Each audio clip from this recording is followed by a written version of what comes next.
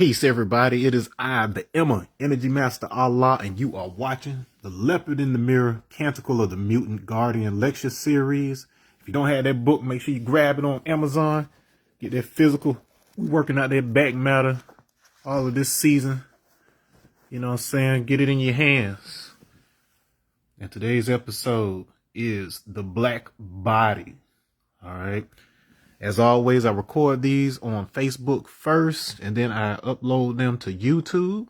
So if you are watching on YouTube right now, make sure you go ahead, hit that subscribe button, hit that like button, and we're going to keep it pushing, all right? So I'm going to go ahead, read through it first, and then we'll go over it. All right. The Black Body. Simply put, when it comes to humans, the black body is designed to quickly process the knowledge of the sun. The white body is designed to build culture by dividing the knowledge into 4 parts and showing the contrast between the new moon and the full moon. Our 5-point pentagrammic body is Yahweh made Yeshua by introducing spirit as an extension. The Shin brought in means tooth or to shine in. This is the tooth of a rake or plow, again referring to the shining ones of the Uga Anwu.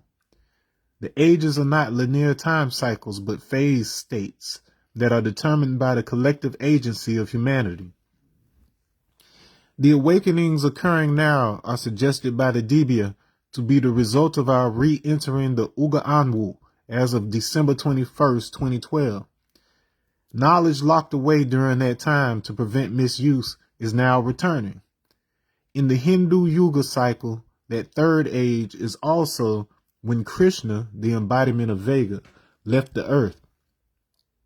A return to that age is the return of Krishna, the black, the Khim, the radiance of a flame. As the Canticle describes in the beginning, I was born on Christmas Eve at 6:56 p.m. Eastern Standard Time, with West African and West European ancestry. In that region, which is synchronized with the prime meridian, it was 11:56 p.m. prime meridian time. In the more accurate sidereal time, which uses astronomical objects to calculate Earth's spin, a day is 23 hours and 56 minutes long. Therefore, I was born at nearly the exact moment the Earth crossed into Christmas Day. I was given the middle name Christopher after the saint who carried the Christ child across the Jordan, based on this Christmas relationship. My birthday makes me a Capricorn, Capricornus being the guide to Vishnu's abode, Vaikuntha. As Vega, Krishna, and the eagle mount of Vishnu, Altair as Garuda, are the guides to Vaikuntha.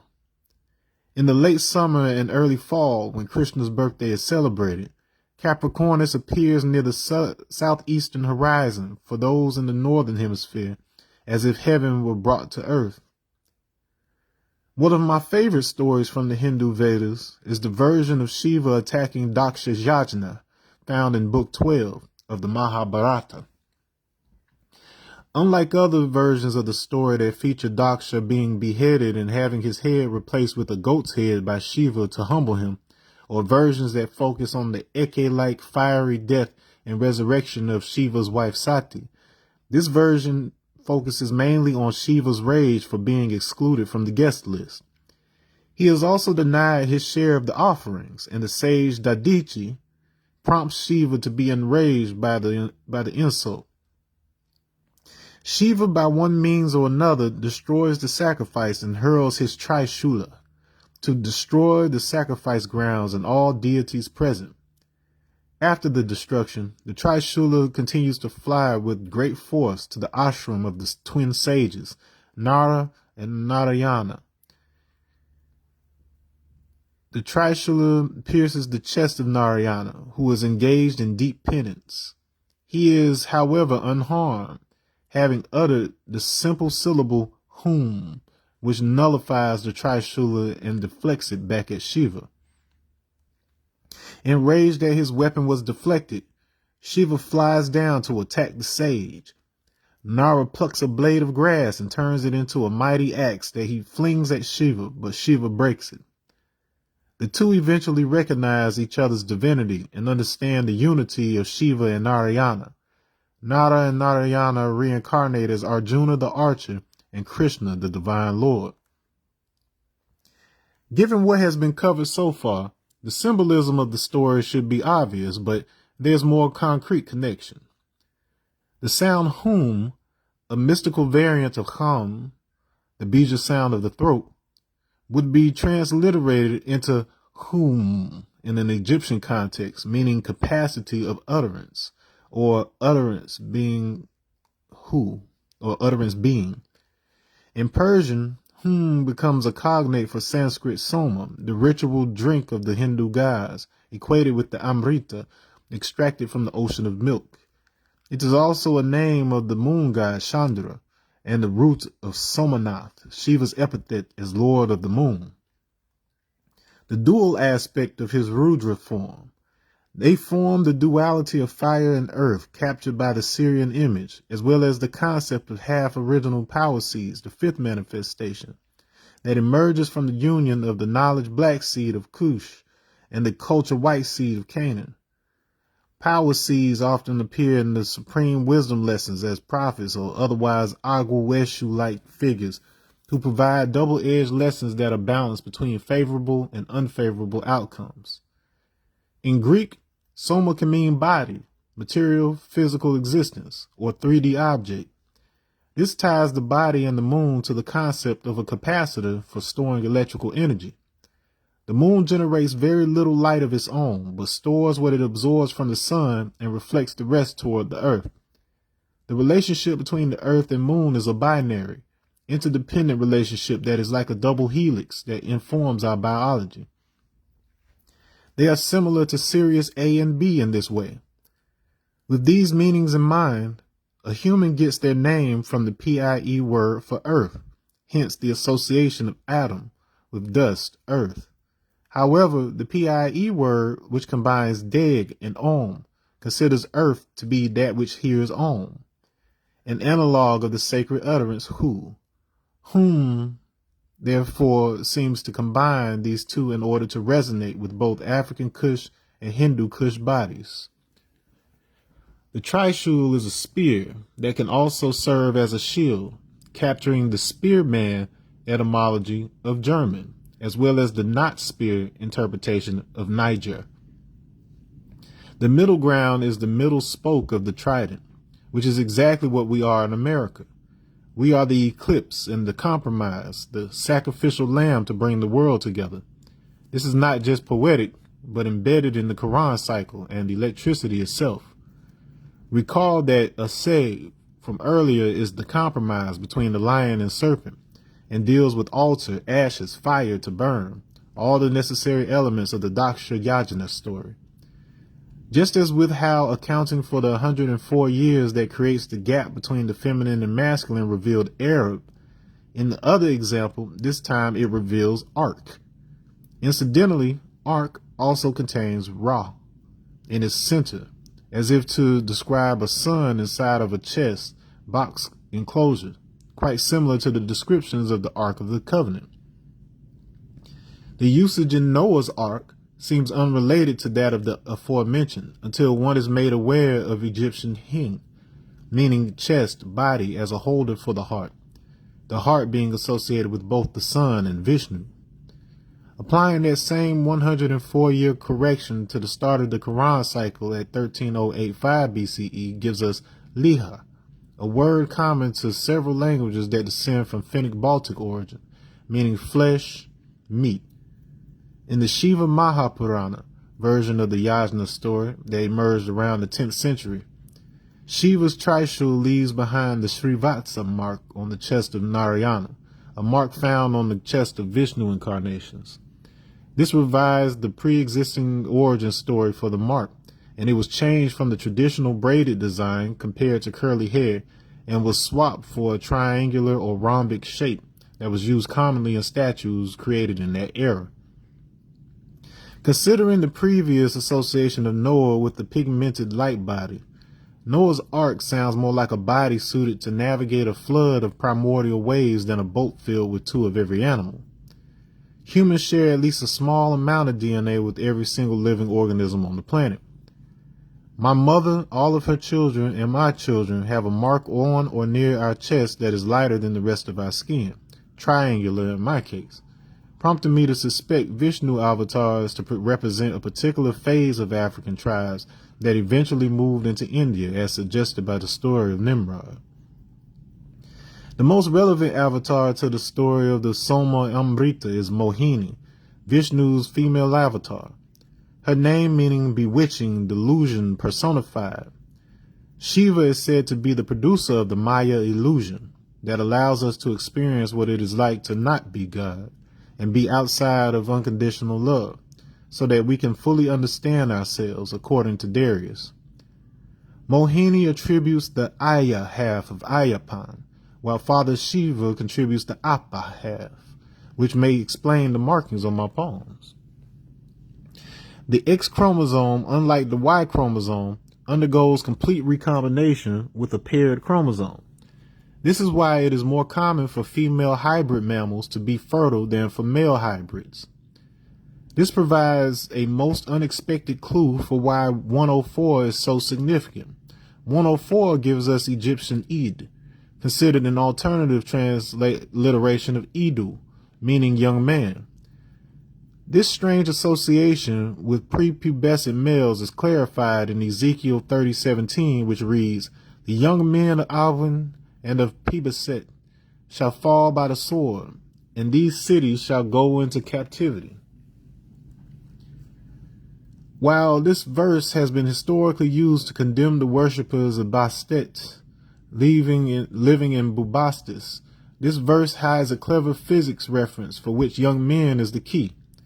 The word bahur, used for young men in this verse, is a Hebrew word that can also mean chosen, selected, or hole, cavity, den. Avon is a word typically interpreted as idolatry that replaces El in Bethel in a statement by Hosea as he condemned Bethel, the place where Jacob had his ladder dream while resting on a rock. In actuality, Hosea refers to Bethel as a house of vanity, that word coming from empty, leave, abandon, get out, or deceptive, implying here that the whole is created by something leaving or evacuating. Pibeset is translated by Hebrew scholars as mouth of loathing, as a play on words, also using Piboshet to associate Bubastis with a house of shame or confusion. The correct translation would be speech, expression, vocalization, plus she of the ointment jar. Ointment is from anoint and thus relates back to pigment, and jar is from Arabic jara, meaning in addition to the parent, amphora, ola, and track, furrow. Trail, what is there after one draws. Hence, this appears to imply the god of the pigment that is carried on both sides. That boils and has tracks. This is essentially a reference to the Kamal, translation of the letter Gimel, which brings Kim El together with the Arabic meaning of the correspondent letter Jim, who assembles, to associate Bast with the concepts of the alchemy, akaraka, karma, and Uli as the precursor of both Insibidi and Ichi. Ichi marks were used to permanently mark the Uli lines, and palm lines are naturally occurring because of the magnetic field lines of the heart during development. Bast is the daughter of Ra, who appeared inside of the ark, similar to Bast's jar. Initially a fierce sun goddess, she later became associated with fertility and protection of the home. P can also be associated with Egyptian P, meaning flee. Bast, recasting as a protector of the home, is an extension of the role of cats, driving away the rats, carrying the fleas that spread the bubonic plague. Egyptians were apt at warding off fleas and the plague, employing natron salt like that found in mines located in locations like Lake Chad, Lake Magadi, and Lake Natron to dehydrate them. This might lead some to associate Bas with the Moors, who introduced hygiene and quarantine techniques to Western Europe, formerly ruling from 711 CE up to the time of Columbus in 1492 CE. The Egyptian use of P is also an alternative spelling of P, or Piye, the name of the Nubian ruler of the 25th dynasty of Egypt. His name comes from to live.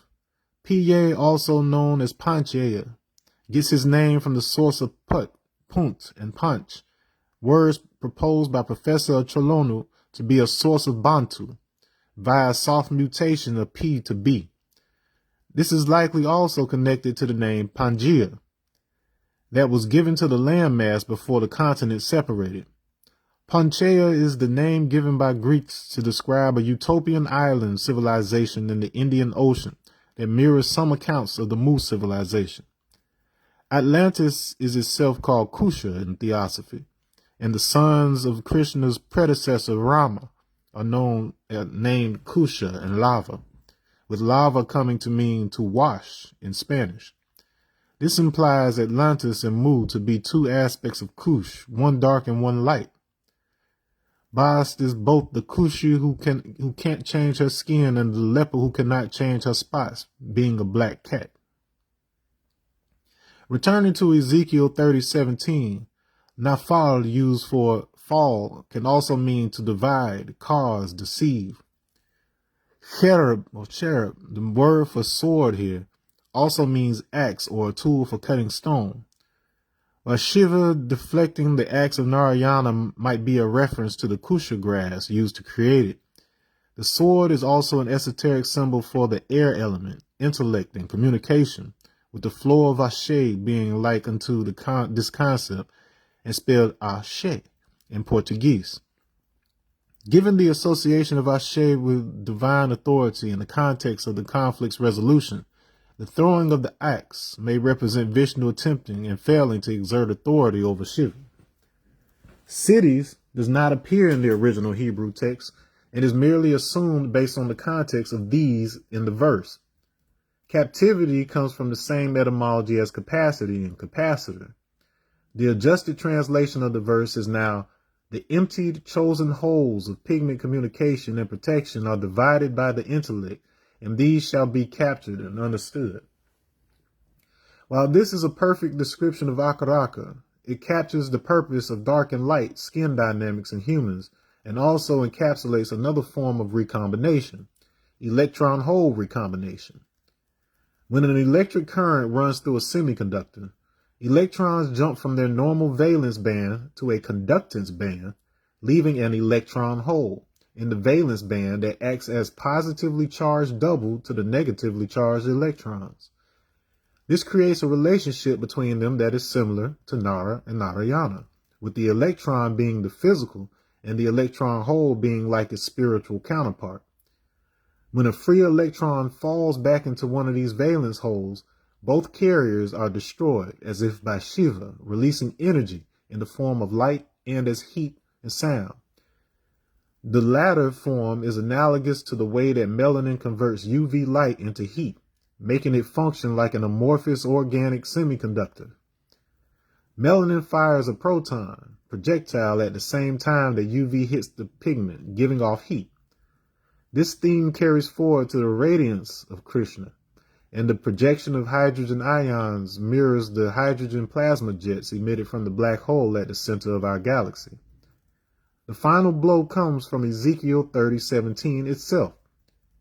Eze-Eki means king or lord of creation, which with the addition of El brings that which is invoked, together with black as to burn, shine, to reveal the utilization of electron hole recombination by melanin to convert UV radiation into IR heat. This also results in water evaporating from the skin, which reminds of the illusion of an oasis caused by heat on a hot day. This effect is similar to wiggle stereoscopy, an optical effect that makes two 2D pictures appear to be single 3D image by oscillating the two pictures back and forth. The talking elk man in the finished Syrian image projection takes advantage of this effect to seem alive. The effect is caused by the brain's interpretation of information, influenced by motion parallax and rapid changes in light path. In a similar and relevant process, the recording of a hologram onto film involves dividing a laser beam into an object beam and a reference beam that etch grooves into a thin metallic surface by capturing light phase information reflected off of the 3D object. Shining light onto the film after the object has been removed reconstructs a 3D image that is viewable from multiple angles. The cutting or engraving of letters into the very fabric of physical reality and the reconstruction of these forms on our skin in response to sunlight and heart field lines may suggest that the Big Bang, explosion of stars that produce hydrocarbons that bond with dust to form interstellar medium, and the role of that ISM in forming the prebiotic components of melanin and DNA appears to suggest that humans arose as a result of a 5-scale multidimensional process of holographic photography or projection and Akashic recording consistent with Monroe's multiple references to the holographic nature of existence as viewed during OBEs. The 3017 of Ezekiel gives us coq, meaning rooster in French, or to be grafted, to join, in Myanmar Akang language. In Yoruba mythology, Obatala was sent to earth by the supreme being Olodumare, initially to create the world.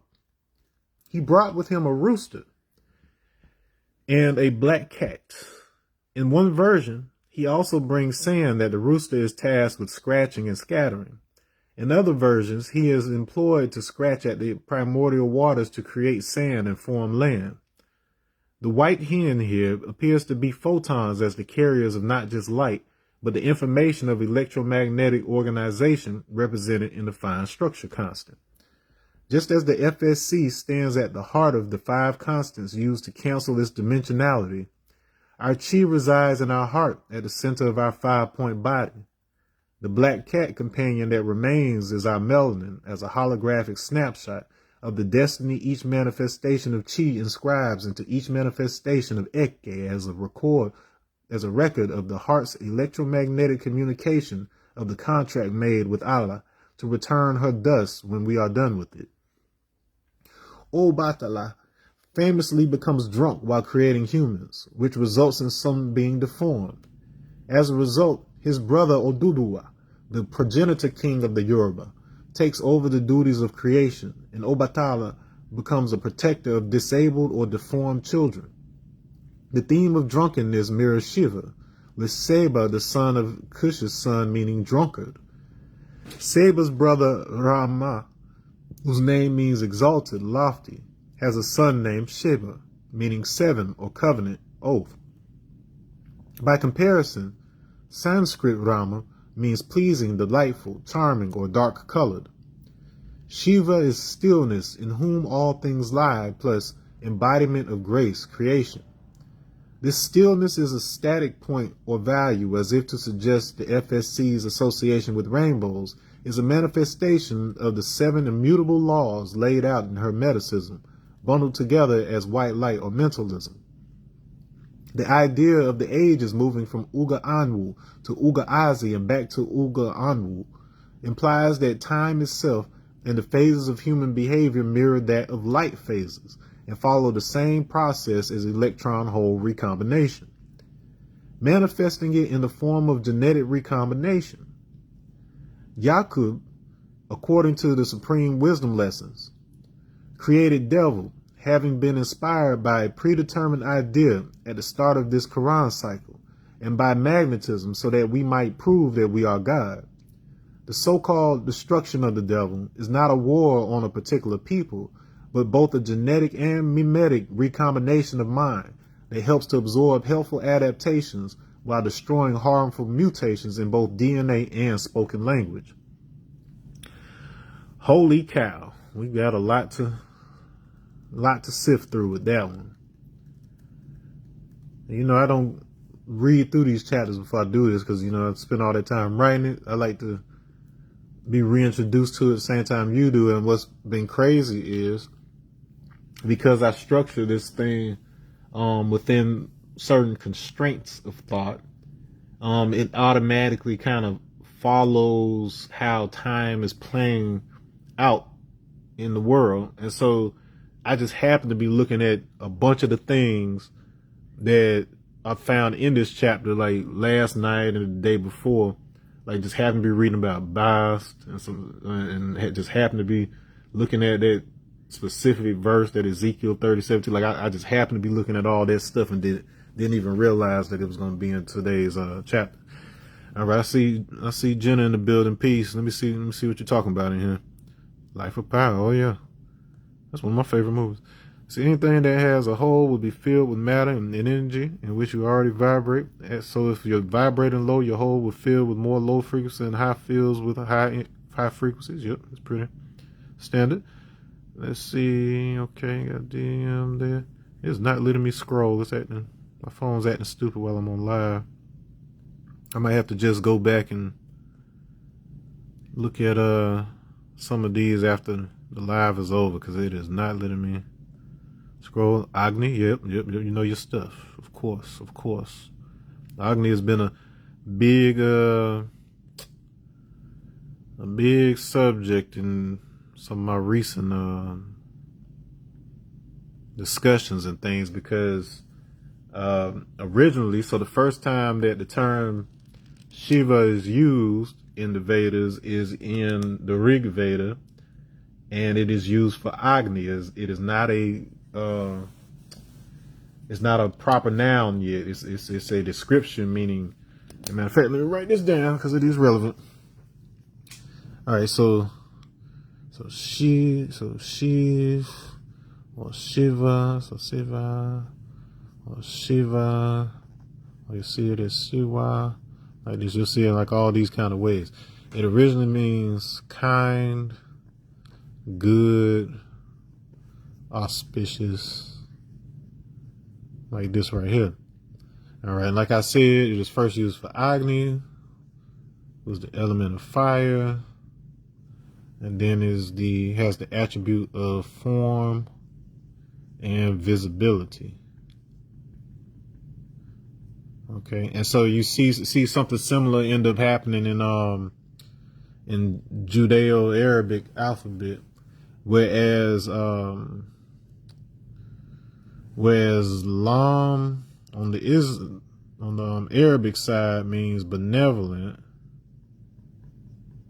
All right, so like kind, good, whatever. But then Lamed in Hebrew ends up meaning like flame, teach, and learn. All right, so it's bringing together these two concepts that are associated with Shiva, right? Well, check, and I'll probably talk about this in the book, but let me go ahead and do it now since it is relevant to the conversation. All right, so there's two things to say about that. So benevolent, flame, teacher, all of that. And in fact, it's one of those things I was looking at yesterday too. How about that? All right, so first and foremost, so Shiva, Shiva, Shiva,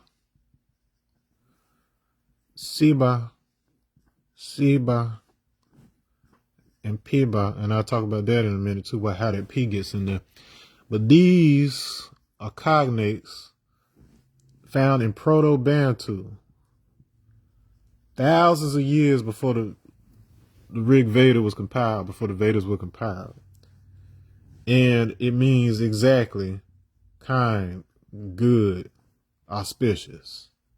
So these are not separate cultures. It is just that when they talk about Krishna leaving in the third age, so the second age in the West Africa, like they got almost the exact same 4-part cycle in Igbo culture, in Odinala. And our second age is essentially India's third age, because our quote unquote gods, our deities, left in the second age and then went to India. And then in India, there's story talk about them leaving after the third age. So they went on to wherever else they went to after that point. All right. So they got overlapping histories and just don't realize it. All right. So anyways, yeah, so this exists in Proto-Bantu. Then if you look over at Egyptian, at the word Seba, so this is translated as either Seba or Sibar or Siba, or what's the other one? Or and it is mainly translated like this. Okay. So this means, so remember, so we already got Seba over here. So we got Seba already in Bantu dealing with this. So in Egyptian, this means star or meteorite. It can mean gate or doorway, or it can mean to teach. So we got an exact match to the meaning of Lam and Lamed in the Semitic languages, but we've got an even more exact match with Proto-Bantu. All right. So, I mean, we talking about a long time ago here. And so all these words, Shiva, you've got Shiva, you got a Shiva tribe in it's a Bantu tribe. I want to say it's in the West and stuff. So like, man, it's telling you that you are a living star. So the old words for star encompass both an actual star in the sky, but it also specifically deals with the star shape, which we know is arm, leg, arm, head. That's where Allah comes from. All right. Okie dokie. So I just wanted to show you all of this stuff was already interconnected. It's just you either don't want to know or you just hadn't come across it, and that's why I'm doing this right here. So, anyways, we got a lot to cover here. All right, the black body. You see your Black Panther there. So, quick story. So after the first Black Panther movie came out, there was a group online, a few people all over the place, who decided to come together and see what it would actually take to make a Wakanda. And so it was essentially a mental exercise in showing what really holds us back. There's no free land to start a country. Really, like if you're starting something, you pretty much have to start it in something that already belongs to some folks. And all of this, you've got issues of Wakanda had unlimited resources in the form of their vibranium, which they could always sell if they needed to make a couple extra bucks. We ain't got control of a resource like that. Well, we do have one resource, but then you ain't trying to give that away. But case in point, after looking at every angle, every corner, it didn't make sense to try to make a Wakanda. But the side effect of that was that clues started coming to me that there was already something that existed, something like that, and we were just kind of starting to remember it.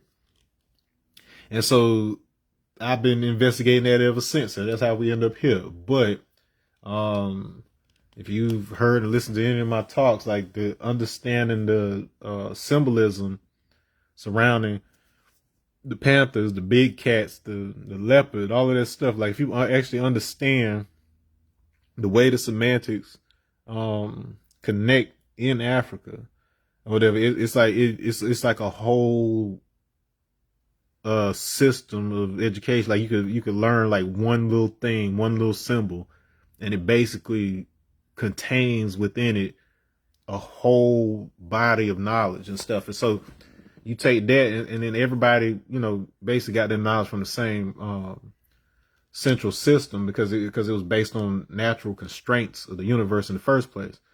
And so, and then that's one thing I want to address now too.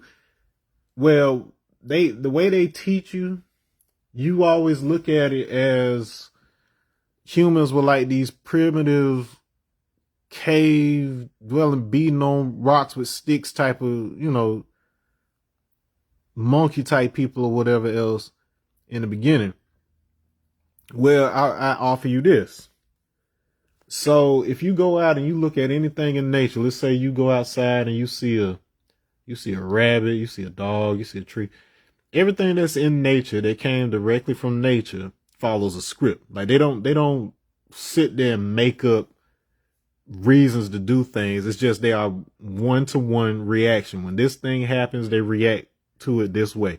If like you could pretty much predict how they're going to behave because they move exactly in response to, whatever the situation is. Humans are the ones who are sitting around like, you should be doing something, but you can come up with 1,000 reasons not to be doing that thing. Like you got to go through all the drama in order to just take an action, right? Well, the fact of the matter is, when humans first emerged, when consciousness clicked the way that it is now, that means that they were coming from a state of pretty much supersymmetry with the universe, in which it was coupled. And in fact, they talk about this, like I've said previously, they talk about this explicitly in the first age, which was called the Uga Aka, the age of spirit, or the age of branching from the source. So it's like, so they didn't perceive a separate God. It was like God was an intellect that was contained in all of them, and that's the same thing we talk about with the knowledge of self for the most part. And then what ended up happening in the Uga Chi, there was a decoupling of man and God, the physical and the spiritual, or whatever. And so through that disconnection, we figured out other means, like through building temples and building practices or whatever, to be able to still communicate with that. And then so that's essentially where divination came from. And then what they tried to teach you with some oogie boogie witchcraft stuff is actually binary computing. And in fact, because they also allow for a superposition state where the answer is neither yes or no yet, it's actually quantum computing. So yet and still again, because this system, because they followed the system to the letter, they were still operating on the operating system of the universe instead of, going off trying to speculate and going off script. So for that reason, divination and stuff like that still looks quote unquote primitive to you the way that you've been taught. All right. And so that ended up developing in the temple sciences. Then after the temple sciences, it became like empirical ledgers and the way that accounting and trade and all of that stuff work. And then that eventually, in the Uga Azi, which is our current age, that eventually gives rise to the computer age and the information age and everything that you know about the world now, where you are so distant yet so close. Like the same thing that you're doing, that you basically do. All right, so I'll kind of say like sort of like what you do with Google when you do a Google search. The way that you could just type in what you want and it pops up. That's essentially exactly what they were doing. But then the problem is that now, with a search engine like Google, it's dealing with like popular results. It's dealing with stuff that's been submitted by other people and that themselves may have been speculated. But because of the way that Google Gemini works now, it does its best to try to compare notes, basically, to see what's the most common version of the story. What is the authoritative final word on it, as far as science and institutions and all that go.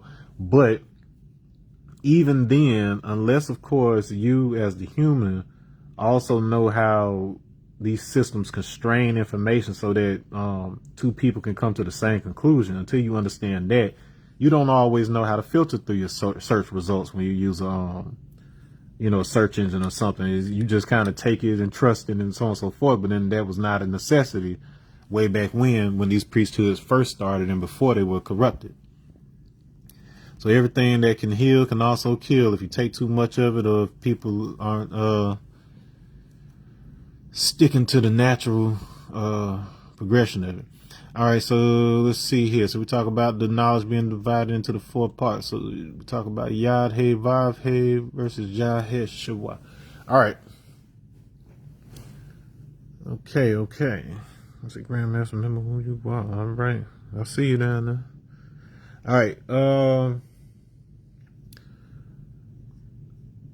Tetragrammaton, that means tetra, that means 4. So grammar 4. And then you get Yad, He, Shin, Vav, He, Yeshua. So the difference is that the Shin comes in there. Shin is commonly translated as fire. So there goes Agni again. Then it is considered your divine spark. It literally means tooth. The reason that it means tooth is because originally there was so you had basically this letter like this that was meant to represent like snake fangs or whatever, but then it flip-flopped back and forth between whether it was going to be Wa, the 6th letter, or if it was going to be Shin, the 21st of those letters. And what ends up happening is this ends up coming to be Vav in Hebrew, and it still kind of looks kind of W-like, but that was in Phoenician. It was like W-like. Shin ended up becoming like this, so it still kind of looks like that W, but it's got 3 yards, so like 3 hands. All right, and it's supposed to like kind of like represent a crown a little bit, but then the original semantic had to do with the tooth, the fang of the tooth, and the fire, the divine spark, because it's the concept of the hardening or the crystallization of fire or plasma, which is represented by the tetrahedron, the thing that we started all this out with. So in other words, the tetrahedron represented both fire and will. So your ability to actually move your body comes from this. This is what this semantic comes from. So essentially what you have is Yad, which is hand. Then you got He, which is a guide or window. Vav, which is a pin, a connector, a tether, if you will. And then you got the other window. So it's the thing so the hand is a thing that connects one window to the other. That's hand-eye coordination. All right. And so your ability to visualize your hand movement while your eyes are closed actually stimulates your ability to visualize and associate visualization with real information as opposed to things that your brain is making up. All right. And so the point of bringing up the mathematical one-to-one kind of relationship we had with information in the beginning is like we kind of had, you know how people with autism, they have a tendency to be like really, really, really literal and stuff like this. And, not make certain associations because it's still that kind of one-to-one type of perception. And then what ends up happening is if that is broken, if for some reason, like let's say like you go through a mutation that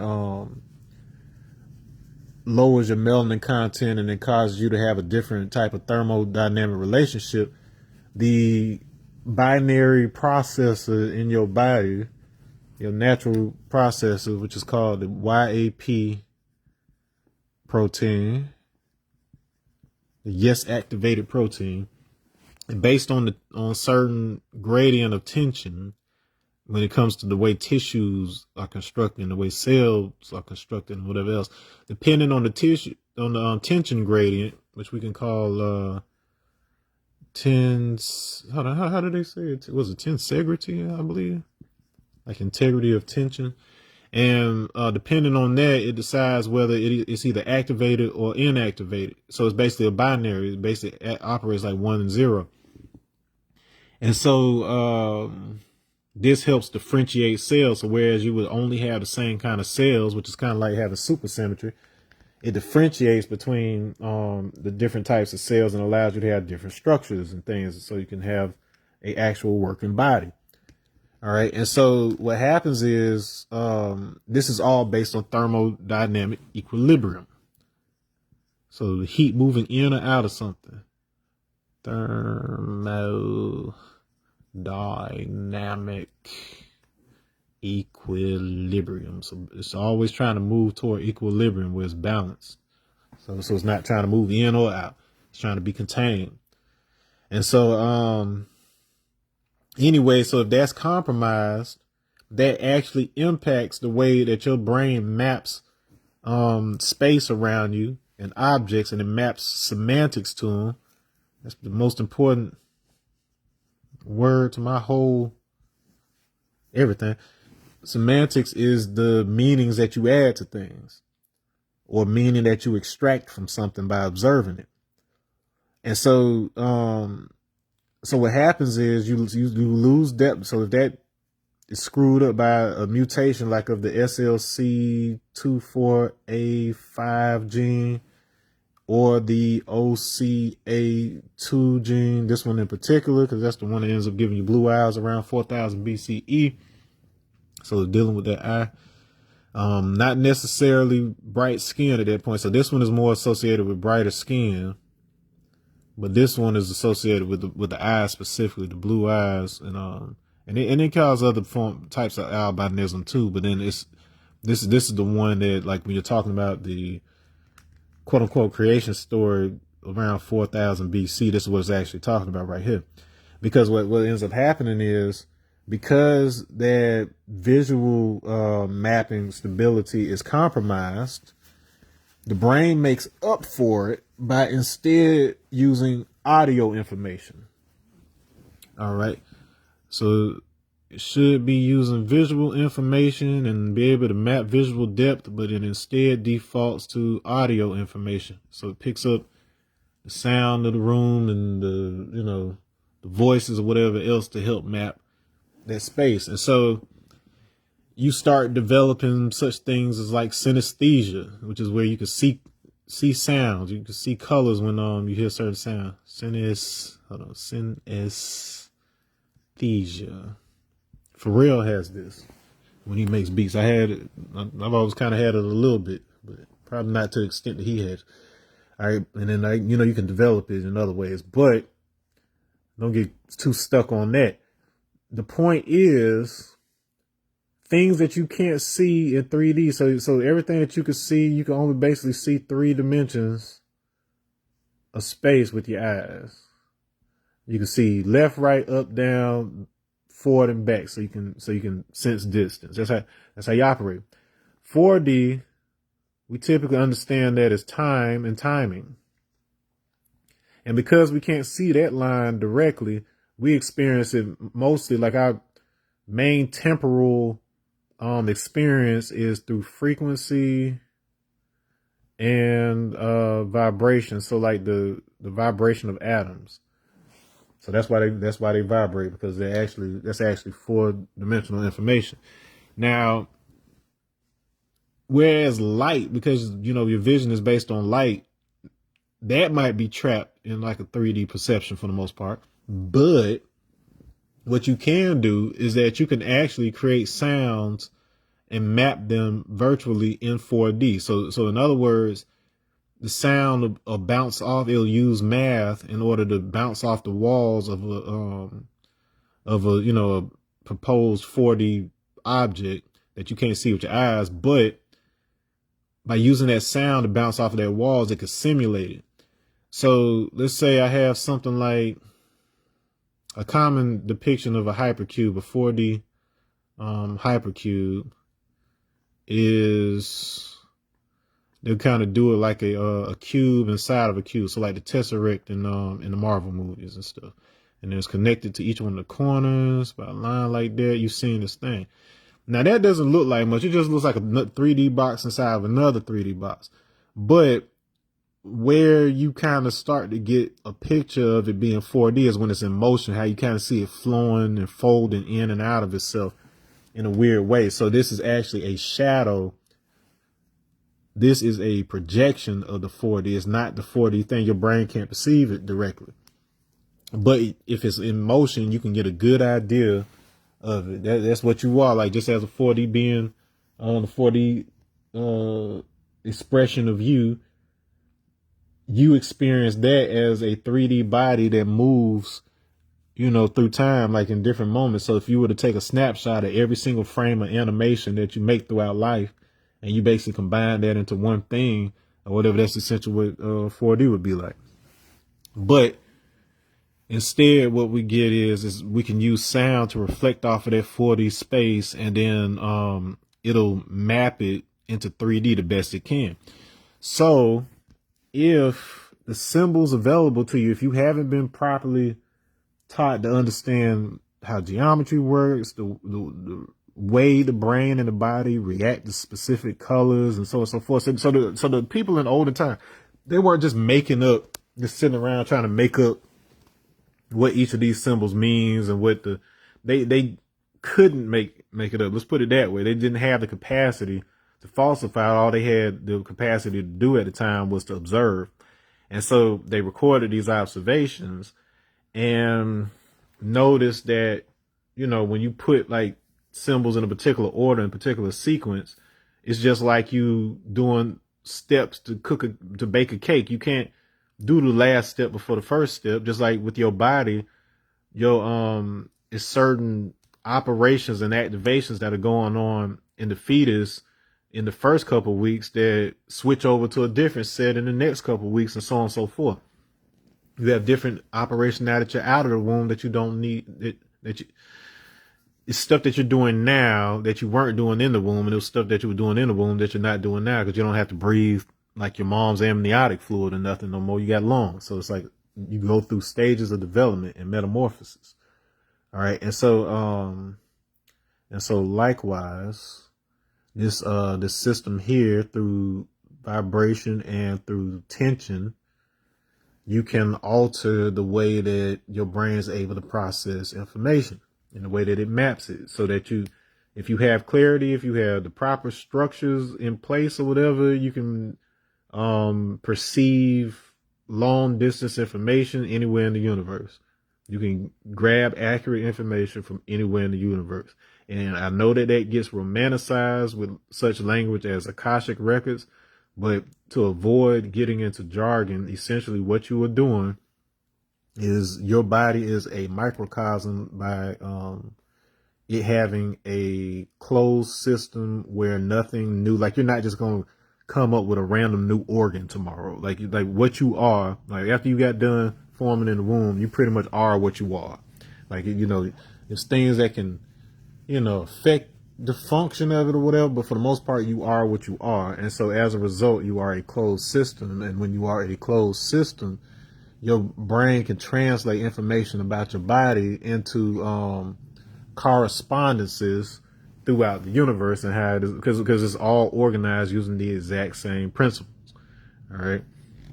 And so once your brain is able to translate that well enough, it's almost like if you're either dreaming or you're in like an out of body state or things like that, the information is accurate. If somebody else who had the same proper symbolic training as you did before they went over there and doing all that, you're going to see the same things in the same place. Or you can send somebody to like, man, I saw this such and such the other day. Go over there, tell me what you see, and I'm gonna see if you saw the same thing I did. I want to see if you saw the same numbers written there that I saw. And so we've been doing this for the longest. Like, you can, like, it's not even a question of whether it's real. It's like we may have, sometimes people may differ on why it works or whatever else, but I can tell you it works. You ain't got to know how the car works to see it drive. So, but then, it's always better to figure out what's going on under the hood. All right. So I gave some other definitions for Shin that also included having to do with a rake or a plow. That is a common theme, like the idea of scratching and creating furrows, be able to create a hollow, be able to create a wave path, if you will. It keeps on coming up around that. We'll talk about the Debia prediction.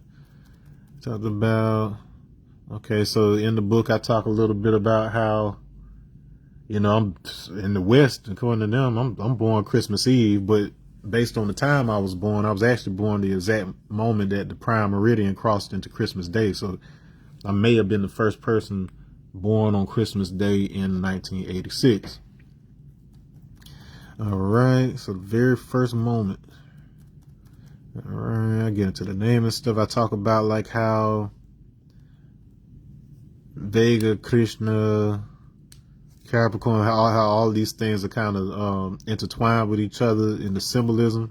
If you know the old stories, the ancient stories, because at the time that if you're a 5%er or Nation of Islam, all that, and you have the Asiatic calendar,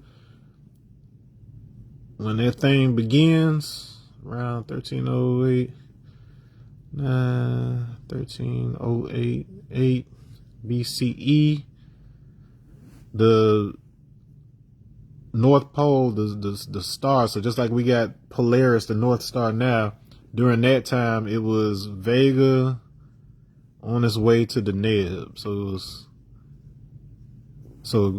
in our perception, it's going from like right to left or whatever. Okay, and so it was moving to the Neb, and then at the end of this cycle,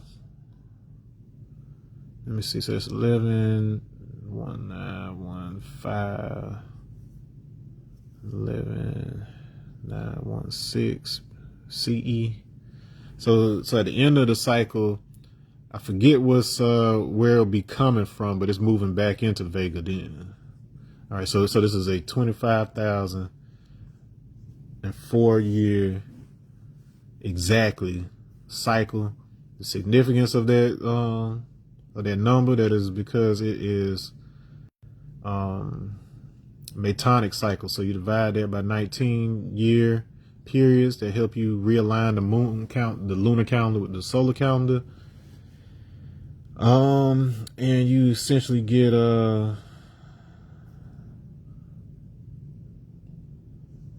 let's see, 251. So you get, did I do that right? So hold on, I'm not doing that right. So 6, that might be the without the 19. So that's just divided by 4. So if you divide this into the 4 parts, it's going to end up giving you 620. So 6,251 like this. All right, and what that is, so that 6, so that's Y or Vi. 25, that's our Ya, and then I, like this. So that can be written as Y, Ya, so Vaya, Vaya, and Vega are all the same word, basically. So that's the same progression. So it's these 4. Break the Vega cycle up into 4 parts. That is also where we get Oya, the Orisha. So Oya is associated with Vega. What else do I want to say about that? So that's 625. So like I said, they're 19-year cycles to realign the moon and sun calendars. This divided by 19 is 1316, which is M, A, and then Y. So O has that O sound to it. So you can do that as Y or O. And then Mao, that means cat. So this is where we start getting into our bass stuff. All right. That 1316. So so that means it's 1316 full Metonic cycles on each one of these quarters. And so if you divide that by 19 in order to see like how many years is it, excuse me. So it's 1316 years, and then when you divide that into 19, that tells you how many Metonic cycles are in each quarter, which is 329. 329, if you assign, so this is called Siduri Gematria, in which each of the 22 Hebrew letters has a value based on its position. So Aleph is 1, Bet is 2, Gimel is 3, so on and so forth. If you assign the values like that all the way through, so Yod is 10, Kaf is 11, instead of going to 20, it's just ordinal. So numbers 1 through 22. For us, our 22nd letter is V, which is victory in the supreme alphabet. Vega is named in Sanskrit. Abhijit means the victorious one. So that means that they knew supreme alphabet as well. Anyways, so the victorious one is a reference to Krishna. Vega is a reference to Krishna. His name means black, the radiant one. Anyways, so when you do this in Siduri, 329 is the total for Genesis 1:1. So if you do it in classic gematria, it is 2701, but if you do it in Siduri, it is 329. So this is Genesis. This is the whole idea of quote unquote God creating heaven and earth or whatever. It's this right here. So it's the semantic field. So we had been around for hundreds of thousands of years by that point. By the time 4,000 ran around, we had a problem because we had spent, well, I wouldn't call it a problem because it was kind of intentional, but as far as we're concerned, if you're on the outside looking in, it looks like a problem. But essentially what we realized was, yes, we had a concrete way to prove that we were God. And so what we had to do was we had to constrain the semantic field. So it's like, so if you map the alphabet to numbers and the alphabets themselves have a set meaning to each one, you can like it becomes a prediction system. Like just by me putting certain letters together, I can predict the overall meaning of the word. I can, but based on the order, there's certain information I can draw from it. Like you can compress a lot of information into a very small number of radicals, like with like in Chinese. Let me see if I remember how to write this one. So it was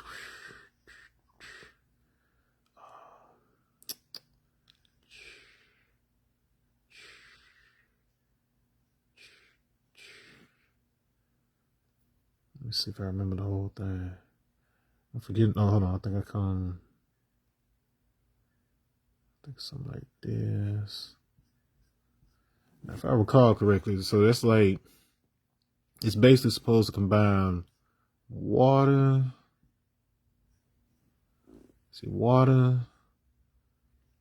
sun,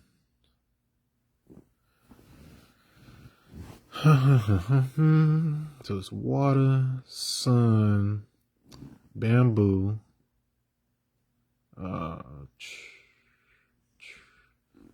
so water, sun, bamboo, moon,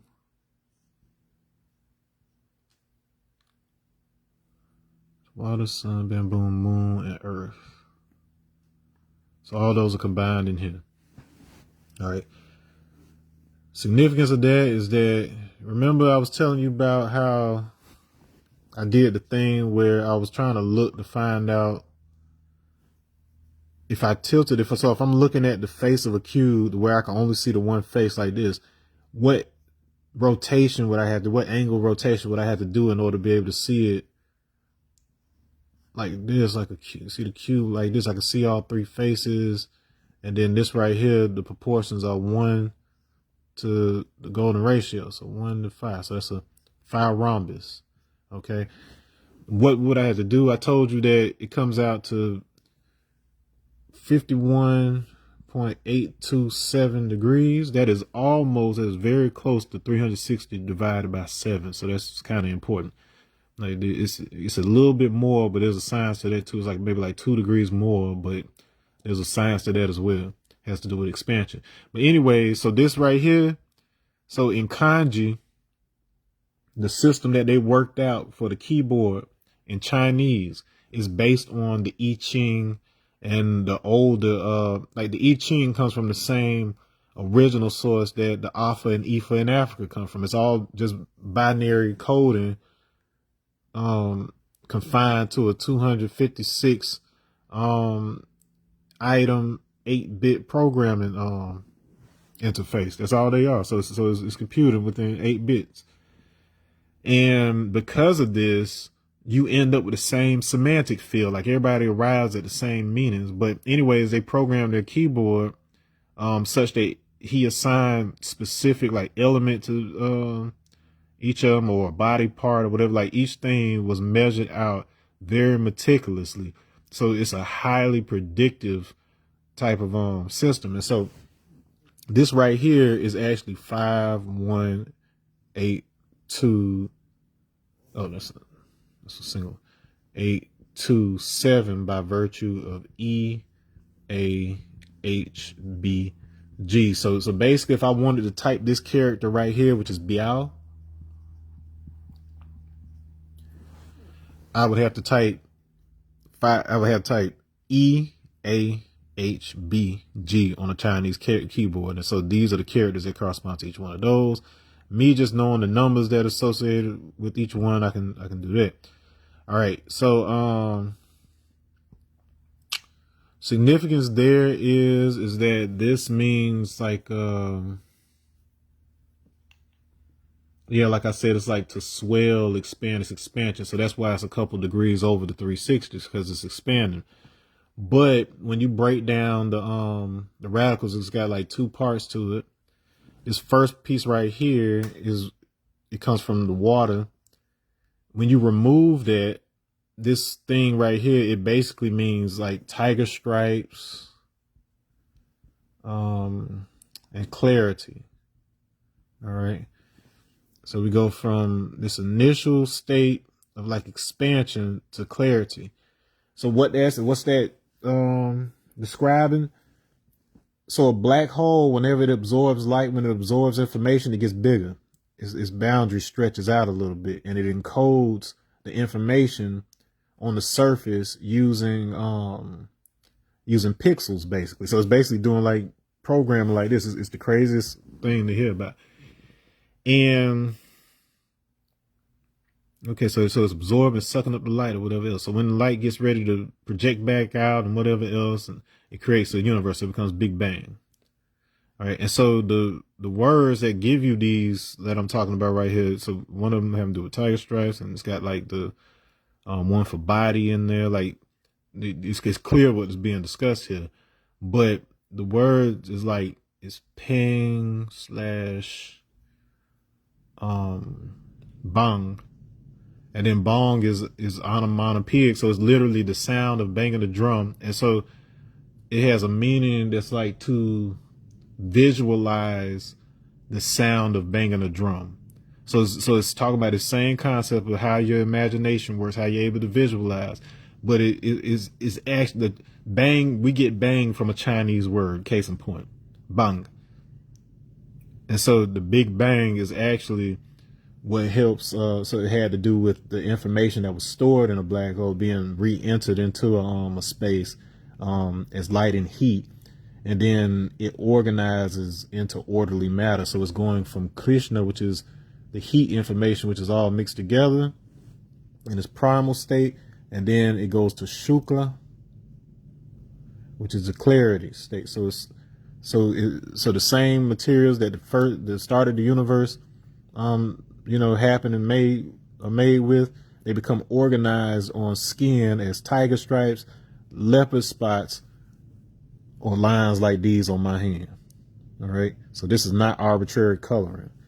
All right. This is part of the semantic field of the universe. This basically keeps us, if we understand how to read this thing right here, there's no reason why we should be misinterpreting the Bible and the Torah and all of that, because we are the Torah. We are the markings that these originate from. All right. And so that ping or pangwa means directly on the leopard. So on the surface of the leopard. So it's talking about the spots, the melanin, and so in addition to that, having to do with the computation of reaction diffusion, Turing reaction diffusion.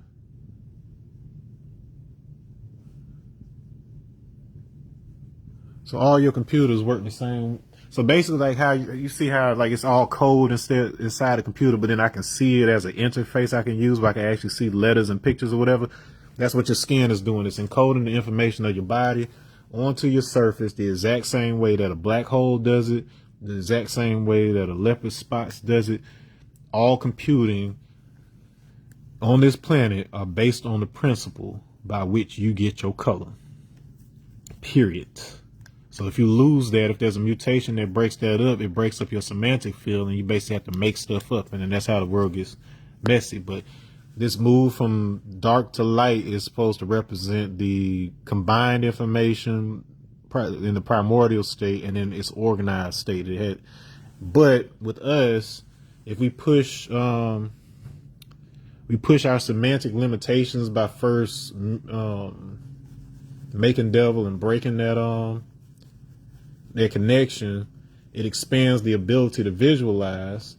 And so after that was complete, the Pangwe tribe, which we pronounce as Fang, so we get that fang tooth, right? They had to reconnect with the pygmies who hadn't been changed in Central Africa.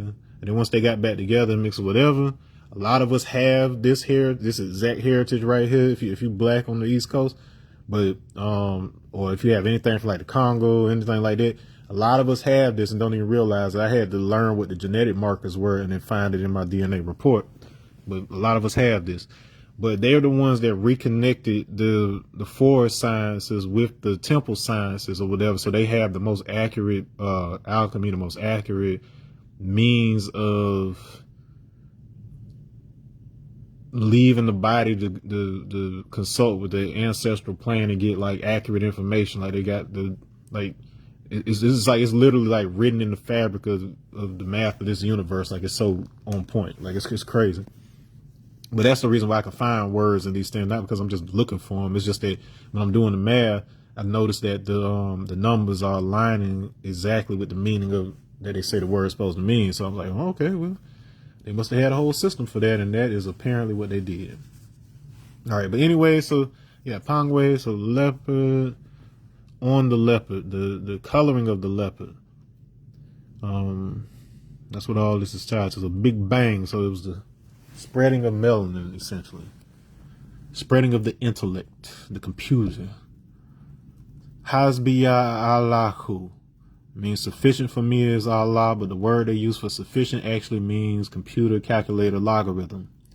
Allah is my algorithm. Arm, leg, arm, head. All right. In fact, I'll show you something else crazy that I just figured out. So the resonance of the king's chamber inside the pyramid is 117 hertz. You multiply that by 5, arm, leg, arm, head, you get 585. A pyramid is a dimension of 5 points, 8 faces. 8 lines, 5 faces. 585 BCE, right at the center of the Asiatic calendar. So this is a Quran cycle period. That is when Thales eclipse happened. There was the earliest known recorded, confirmed historical event, if you will, because we could always look and figure out, there's ways of us calculating to see when the eclipse happened, and it happened exactly when he said, it was May 28th, 585 BC. All right, the eclipse happened exactly then. So it was predicted using the same stuff I'm teaching you. And it's like it was groups that were fighting each other because they were disagreeing over stuff. But it scared the mess out of them because, eclipses were like bad omens to superstitious peoples. And so the Medians who were in Arabia and then the Lydians that come from like Europe, they had been fighting. And then when that eclipse happened, everybody stopped. They're like, you know what? I think this is a sign that we should stop fucking around. So there's a significance to that 585. Other place that it shows up is, so it's log 2 divided by log 3 equals 1.5. So it's, I put approximately 1.585. All right. And so what that is, that's a dimension, that's a fractal dimension that you get from Sierpinski's triangle. So Sierpinski's triangle is basically this thing. And it repeats over and over. It's a fractal. I've shown you before that if you build this out right here, 4, 6, 4, 1, I would have to build it all the way down for you to get the whole thing. But if I eliminate, let me do one more line so I have enough odd numbers.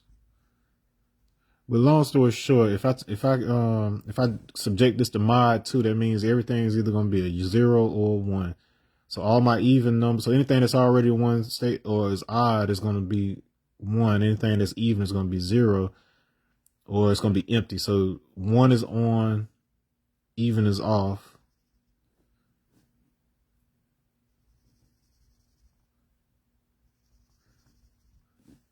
Like the more I go and I do that,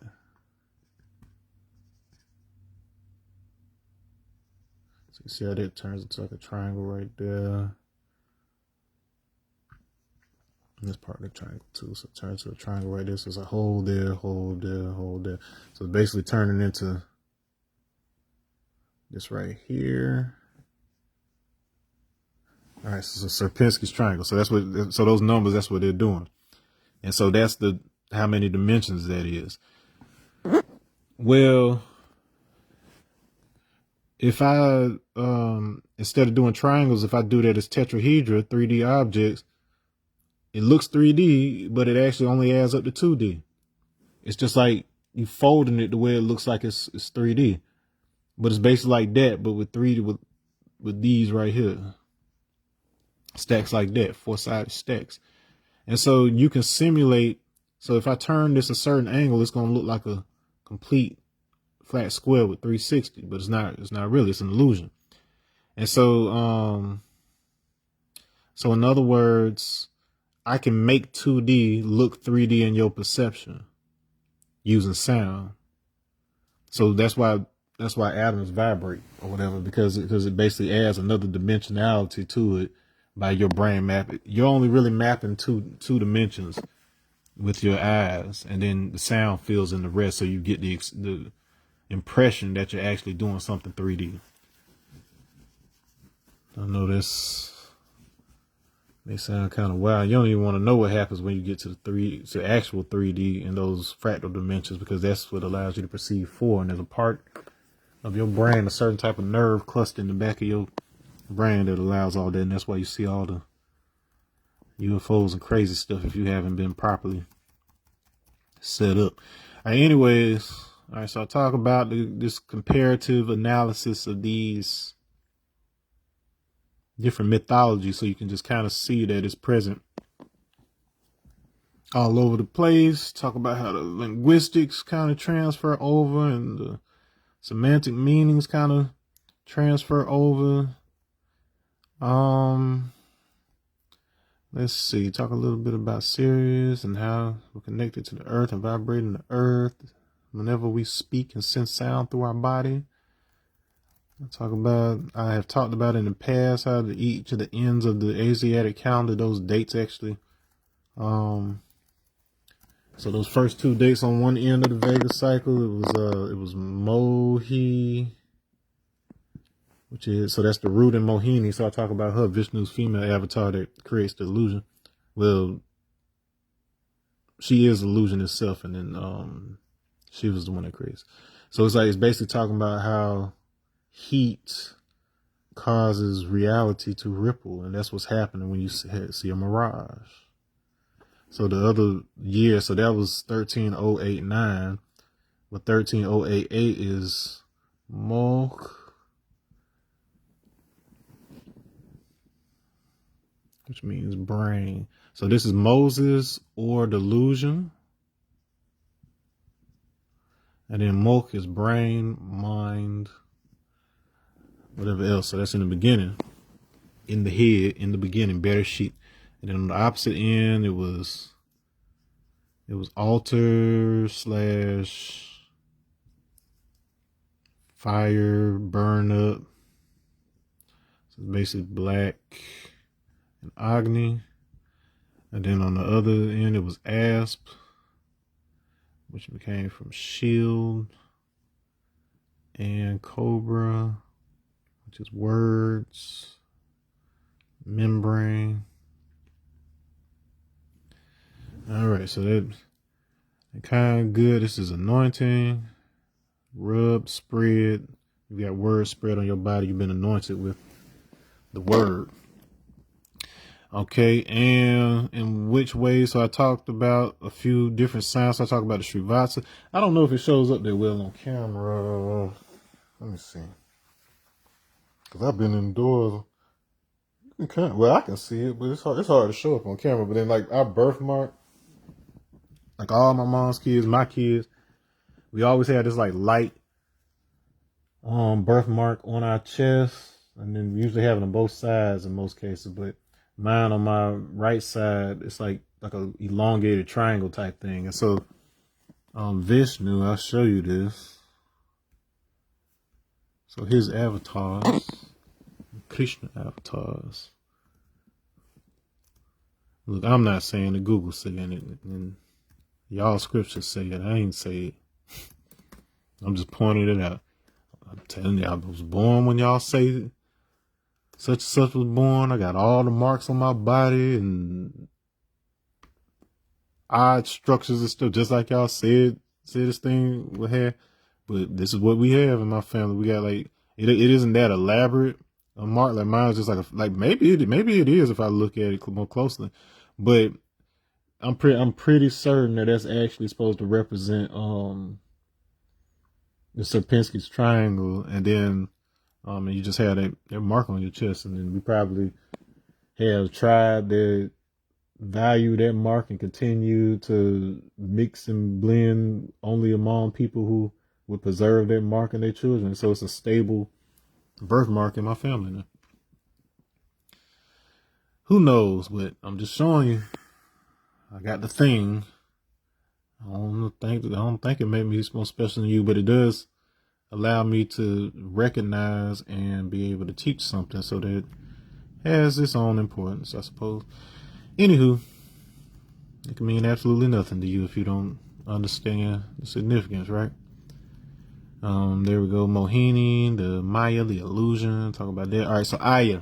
Okay, so if you look at my hands, I've talked about this before. So on this hand, you see how my heart line splits right there. That's called a Vishnu mark too. So I have at least 2 markings that are associated with Vishnu. So it's a Vishnu mark. I'm not the only one. I got a couple people that just happen to be in my life. Like apparently it's supposed to be rare, but then like we end up knowing each other. Anyway, so a Y, I got the A type of shape right there. On the opposite hand, naturally I got the opposite. So it's an A and a Y.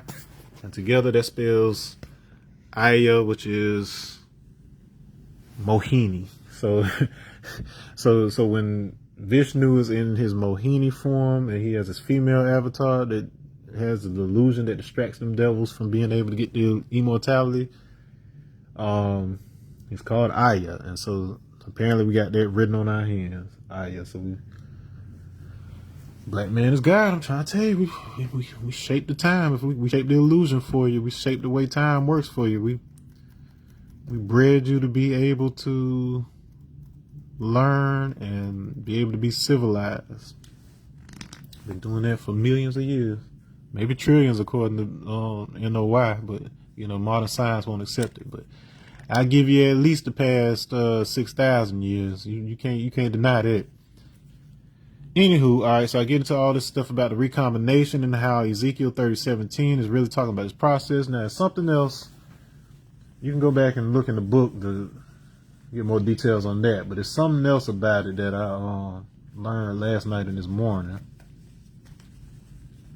All right, so Ivan/Iwin. I can't even remember what they translated to try to make it mean. But what it really means, what it's really referring to is Heliopolis in ancient Egypt, and then Pebaset is Bubastis. Heliopolis is, hold on, which one was it? Was it chemical? Hold on, look, yeah, I gotta show you this shit, cause this is wild. Hold on, if I recall correctly, no, that was Letopolis. So Kim was Letopolis, and then let's see, and then Heliopolis. I want to say the Egypt called it was Inunu. I want to say. Yeah. So So all right. So they refer. So their word for pillar ends up giving them Heliopolis, and then the other word for pillar was this guy that's normally written as great. All right. So this appears in both Pera, from which they get Pharaoh, and it appears in Mu, which is the great cat of Heliopolis. So there goes your cat again, and then we got Heliopolis represented here. And so the great cat of Heliopolis represents Ra when he comes into the underworld. So it's still going around this Yoa cosmogram, and he cuts off the head of Apep, which is the serpent. And then, like I told you, serpent has to do with word or membrane. So it's the cutting off the head, in the beginning. In the beginning, Bereshit. Nisibidi is the writing system. It literally means in, at, the head, beginning, origin. So we didn't just name stuff randomly. It's like the name preserves the history. Cutting off the head. It's disconnecting the head from the body, the origin from what it became. All right. Or cutting, like naming stuff. So this is why Babel got knocked down, naming stuff without confirming the resonance of it with the body, because your body is basically like a meter for whether a word actually resonates with its meaning.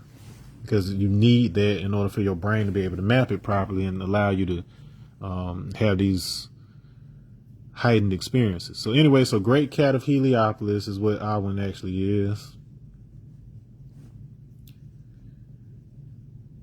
So Ra. And then Bubastis is the house of P. I don't know why they're reading this as house, because it's really mouth. So mouth, which happens to correspond with, what number was it? 2, 6, I've been 6. It's one of them. The mouth is like this,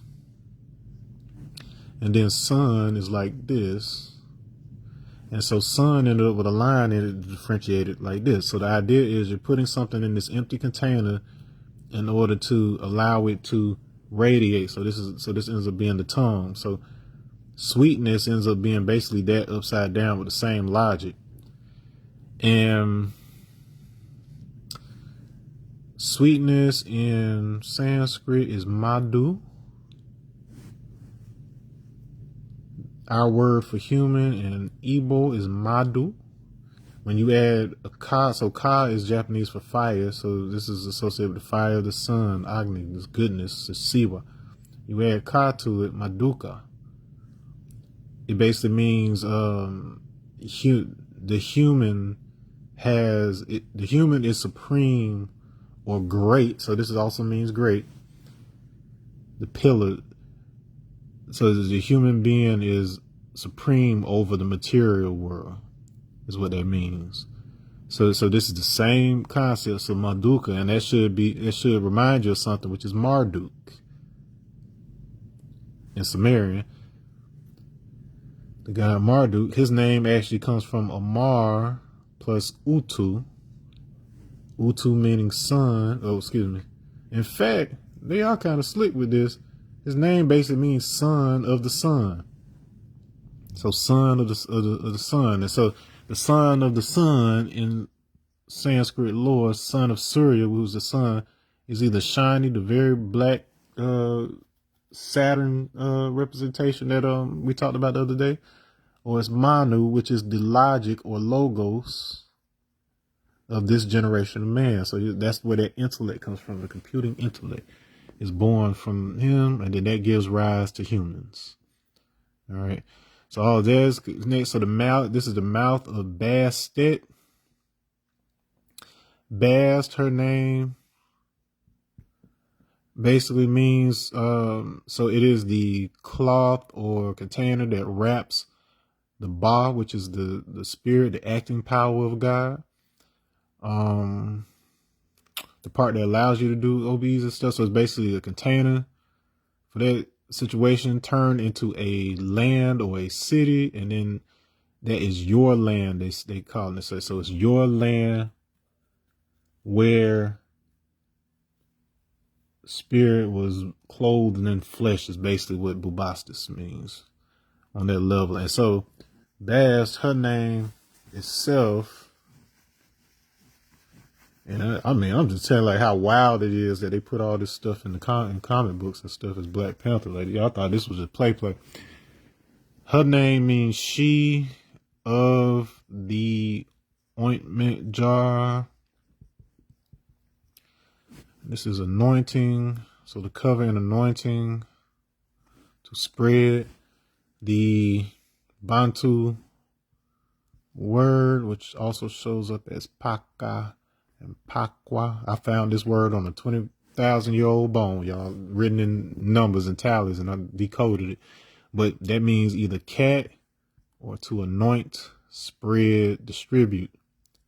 So the great cat of Heliopolis using his sword. So remember in the verse, it talks about they will fall by the sword. That word can mean knife or whatever else. So the cat is holding a knife that he uses to cut off the head of a pep. Otherwise known as a pothos. So this is a division of the Ethiopian. So black people end up becoming divided as a result of semantic drift by cutting off the logic, the grammar. So the logic is the grammar. And without the grammar, you can't decode the writing. You don't know the correct order to read stuff in. You don't know how to move through the text in the correct order and stuff like this. All right. And so that's what they're talking about. So if anything happened to Egypt and whatever else, their downfall was semantic drift as a result of also moving north, participating in activities and royal practices that only mixed with among themselves, and then essentially caused the mutation that created those blue eyes, the OCA2 gene. I'm about to tell you a secret about blue eyes.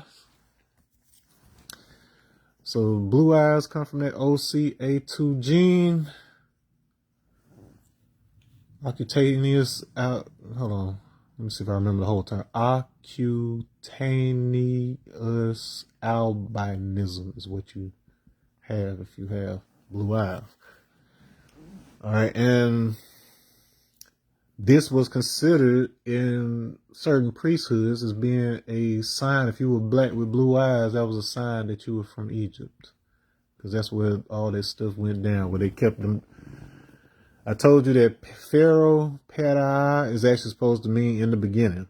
And then Pyramid, Pyramidu means speech that is born from the head. It's in the head, which is to say the letters were formed by visualizing the hand in the mind, in the head and stuff, to understand the constraints of rotation and then be able to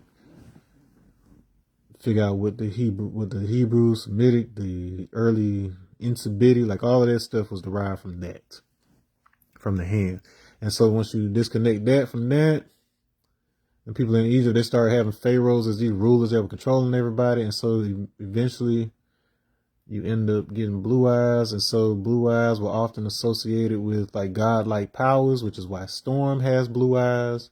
And there's an actual tribe in East Africa that has blue eyes. These are black people with blue eyes. Black people were the first to have blue eyes. All right, and so, like I said, that was part of the priesthood, the Yamnaya, or the Yahwehans, or whatever. They spread into Europe, so they are E haplogroup, and they went up into Europe, the Levant, Anatolia, early Greece, and then they went south, and that's the Bantu. All right. They did not become quote unquote white as we know it now until they went further west into Europe and then started blending with the people that were in Scandinavia. So the people that were like Nordic people and stuff like that, they are naturally light or whatever. They did not necessarily have an OCA2 mutation. And the way we know this is because the white populations that have E haplogroup, they didn't have a mutation. They still have the same haplogroup that we have, but it shows that they got their skin through forced means. So forced means of breeding. And so this is why Irish people, so there's a difference between Scottish and Irish. So Scottish, for the most part, and then, you know, this is something that's with indigenous English, like there's different folks, but the lighter hair colors, like your red and freckles and stuff like that, that's mostly tied to Scottish, because Irish, the original phenotype was actually pitch black hair and blue eyes, and that's how they got it. But that was us. Those were the ones that we kind of altered over time. Those just kind of happened like that.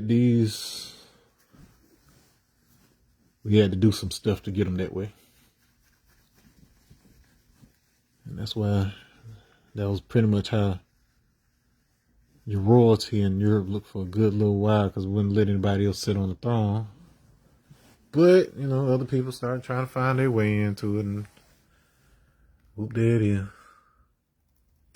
All right, but that's what they're really talking about right there. Ezekiel. Well, Eze is an Igbo word. Ki is it can mean earth, or Eki means something in Igbo as well. Elu. El, God is where Allah comes from. So all these stories are right here. I talk about electron hole recombination. Hosea refers to Bethel.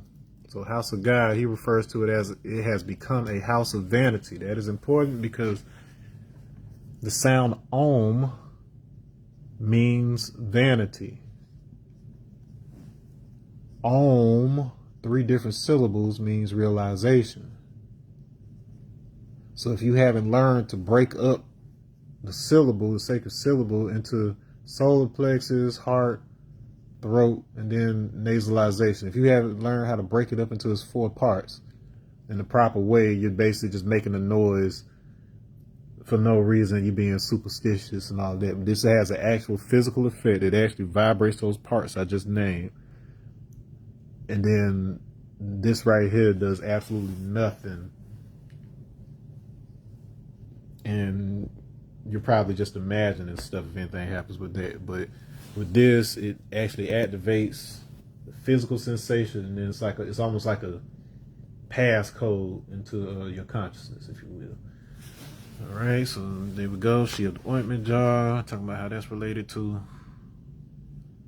melanin and stuff. My explanation is a little better now than it was then, because I've learned a lot of different stuff too. Who are symbols? Who puts it together? Chemel, alchem. So alchemy, Mikael, Michael.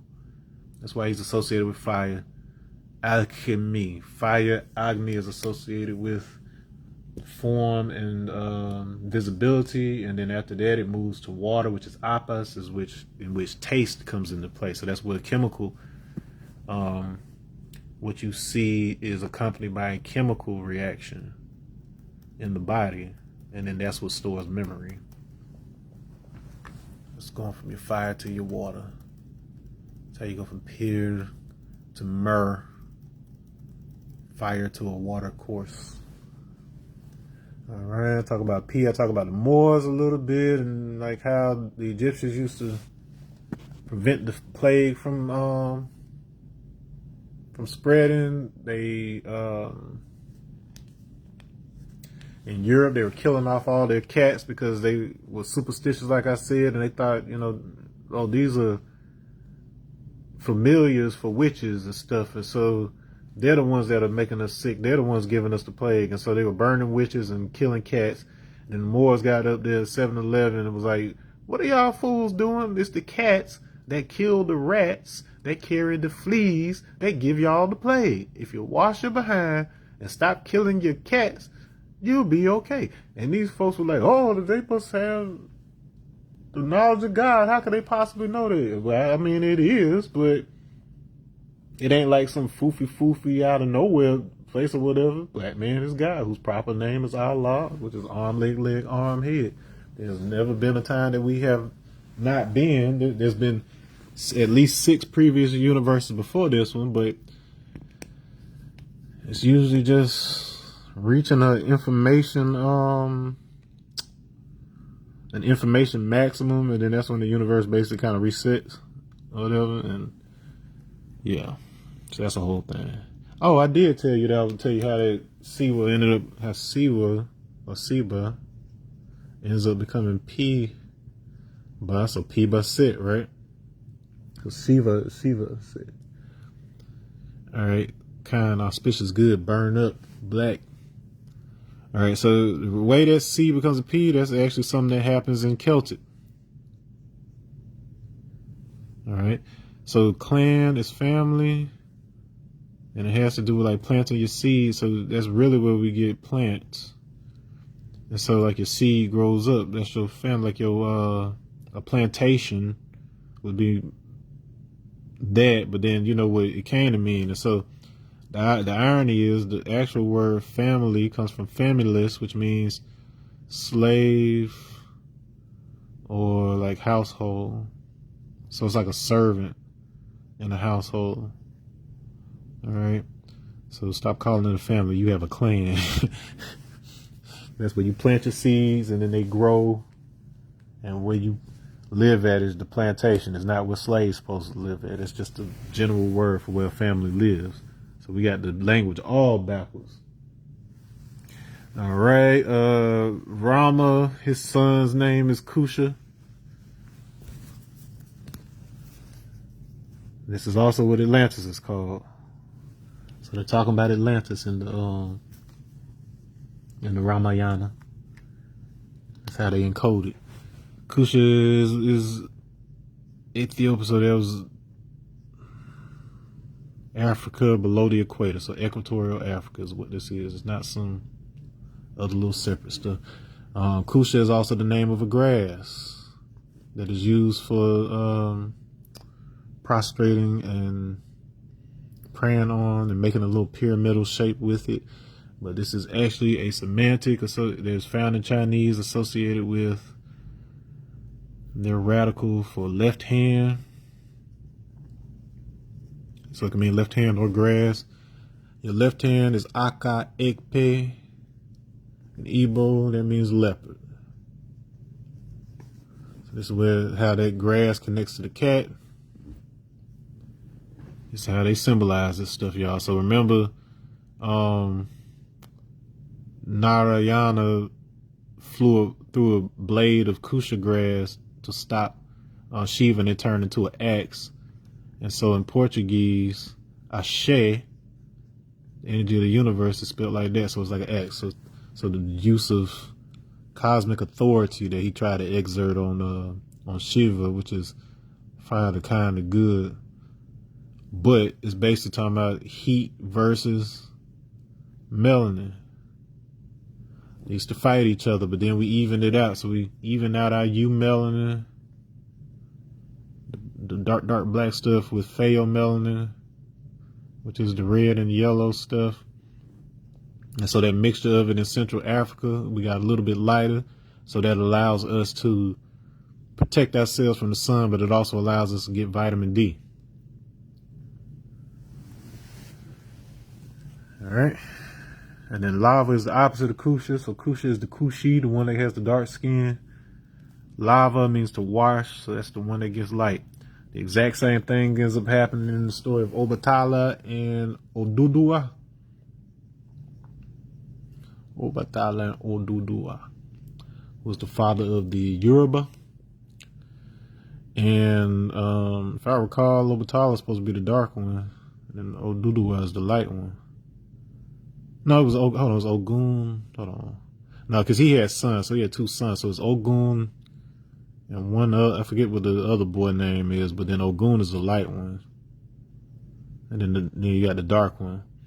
And so for whatever, some kind of way, the energies get combined, and then there's a mixed one. There's a boy that has like half, he's like a yin yang, half dark body, half light body. So it's like, these stories are intended to teach you how certain concepts work and symbolism like that. So if you don't understand the symbolism, you're just gonna jack you up. But the cover, the all black cat, that's us. Instead of the spots like the freckles. Freckles is a leopard.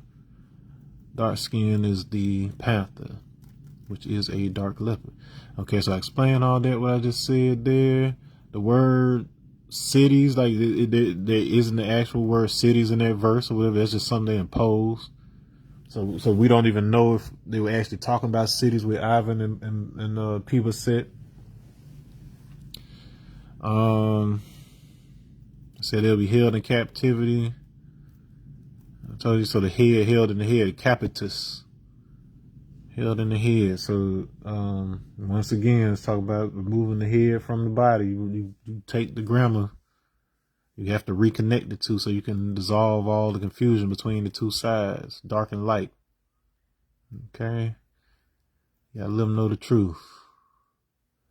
So the jar, the container of heat and sound, anytime you put something in a container, you can create a closed system of computation that is Turing complete. That means you can do any operation using that system very simply. Wiggle stereoscopy, that is what my Ilkman thing is doing. A serious image.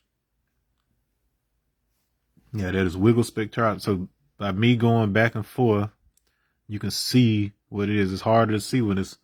Let me see if I can. Let me see if I got a full one. That's just still broken up. Yeah, so you can see.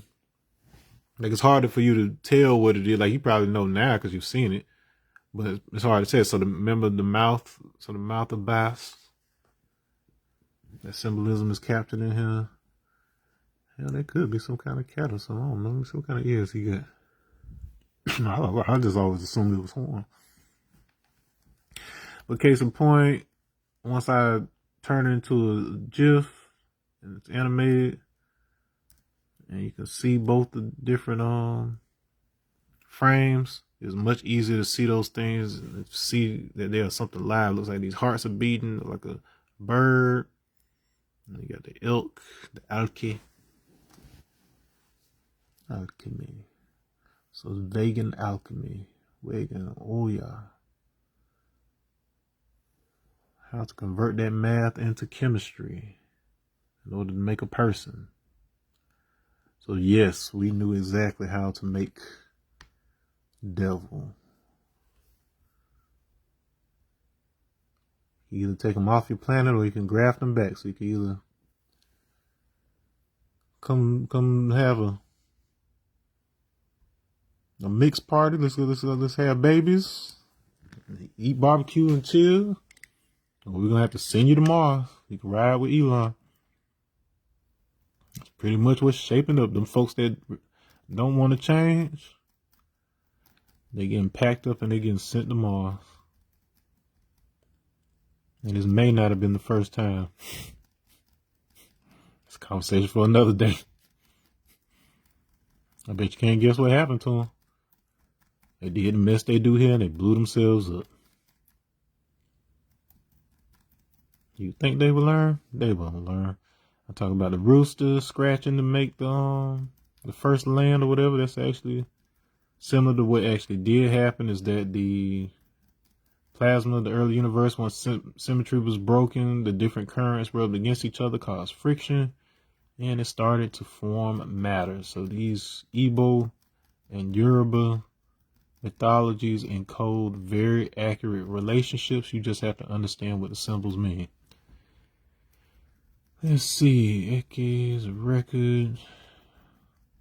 It's more like cymatics. Yes, your heart-filled lines are related to your palm lines because your hands are associated with the heart. But then more importantly, it has to do with the tension gradient that I was talking about with YAP. And then it basically works like cymatics. Same way you can send sound through a plate and then the sand falls into nodes. That is what your melanin does. So it's telling you are made of sound. You are Akashic by nature. You are space. You are Inanna. You are the star. Star or child. You are the star. Seba.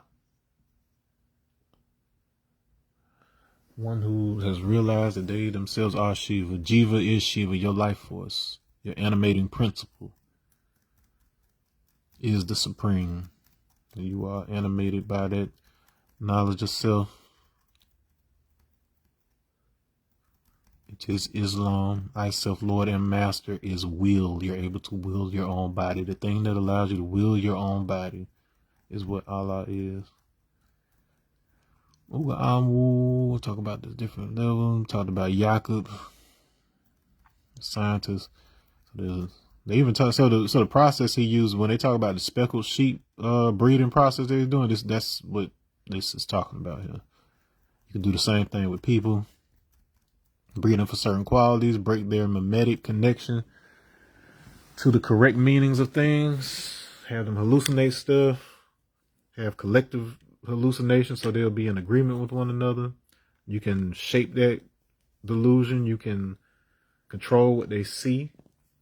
So certain people will see UFO. Certain people will just see some black folk pull up in a fancy vehicle like on Black Panther.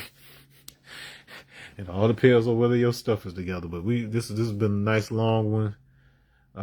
If you haven't already, make sure that you like, subscribe, do all of that right there, and I will see you in the next one, y'all. Won't be recording if you're watching these live.